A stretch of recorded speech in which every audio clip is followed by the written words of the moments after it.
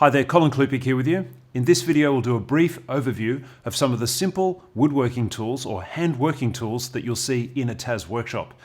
Regardless of what kind of TAS teacher you are, at some point you're going to end up in a workshop where you're going to have to use some kind of combination of woodworking tools. You'll need to know what they look like, what they do, and how to use them. Let's have a quick look. For example, what does this do? That's the pin in the marking gauge, which can be sharp. Look out for that. For most wood-based projects in the workshop, you're going to need at least these tools. They can look a bit different depending on the brand and their age, but they're all fairly common. Probably the least understood of these tools is this one. It's a marking gauge. It's used for marking lines parallel to an edge, and I'll do a video on that specifically when we go to do wood joinery. But that's one to keep an eye out for. These wooden ones are generally the better ones, I think. Certainly in my experience, they work better. And this thing here is a square, but it's not a square in the same way that this one is a square. Obviously, this one's bigger and this one's smaller. You can get ones that are longer than this one. This one's got a few tricks up its sleeve, like a level. It's also got a sliding ruler, and it's got this little surprise down in the end here. What on earth is that for? We'll get to that later. This is what you call a Tenon Saw. So this is used for obviously hand sawing, and we'll talk more about it in detail when we actually look at how to make certain wood joints. There's a special way to hold it. There's also a special way definitely not to cut, because this blade is very good for cutting across fingers and cutting them off. You really want to avoid that. But this particular one, it's a reasonably good quality one actually. It cost me about $40. They're about $40 at Total Tools or a similar place. I would avoid cheap imitations, but you don't have to spend the earth on a Tenon Saw either. This object is also quite mysterious. What on earth is this? It's actually handmade. I made that here in the workshop. In fact, I've got another video for that. It's a bench hook, and if you're doing hand tools work, making wood joinery by hand, you will need this. It's really good for bearing up against and being able to hold a job secure and tight while you're actually doing the work. But we'll talk more about that when we actually look at making a specific timber joint.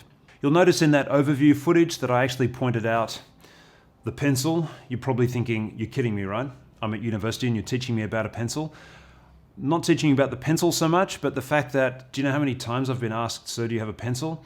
Make sure that you've got a pencil and that your students have a pencil. It's really important. And also make sure that it's sharp, which is why I also included a sharpener in that overview footage. Really important to have these two. Now this one, on the other hand, is a marker. These are really, really useful if you are the teacher. It's not the sort of thing that you want to have get into the kids' hands, but you can pick these up for about $1.25 each at Bunnings. They last really well and they're totally awesome. But usually no markers in a workshop for all of the obvious reasons, because students will draw on everything. But for a teacher, this is good to have. For writing names on kids' jobs, or you might need to make a note on a piece of timber, or a bit of offcut or something like that. So these are really good to have around. This one here is the Empire brand from Bunnings. I can recommend them. Chisels. Well, I could talk forever and a day about chisels. You can spend a couple of dollars on a chisel. You can spend a couple of $100 on a chisel. How do you know which one to buy?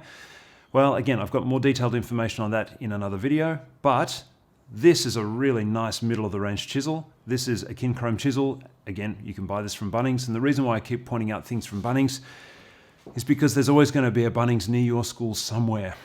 Chances are. Maybe not always, but 90% of the time. And this is a really, really nice chisel, and in the various sizes, they range from about $29 to $33, $34. Really, really good value for what you're buying.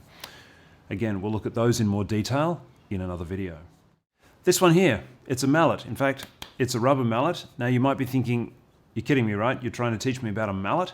Well, the thing I want to point out about a rubber mallet versus a more traditional timber mallet is that if you've got 20 students in a class and they're all banging away with a mallet, hammering away on a chisel or something like that, that gets quite noisy if it's a wooden mallet. If you use a rubber mallet, everything's just that little bit quieter. And guess what? It does the same job. The purists out there will say, you can't use a rubber mallet, you have to use a wooden one. It actually gets the job done pretty well. And by the way, they're cheaper. These you can pick up at Bunnings for about $10 each. So there you have it. That's a quick overview of some of the most basic hand tools that you'll find in a TAS workshop.